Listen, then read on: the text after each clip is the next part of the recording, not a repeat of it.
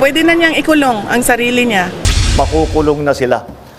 Wala silang Merry Christmas. Ito, mga walang hiyang ito, sa nagnanakaw ng pera ng bayan, tapos na ang maliligaya ninyong araw. Hahabulin na namin kayo.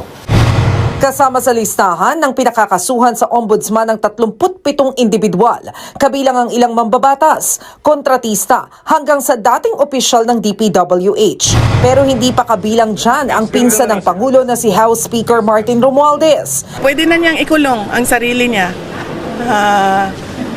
Aminin na niya na ano talaga, meron siya pagkukulang.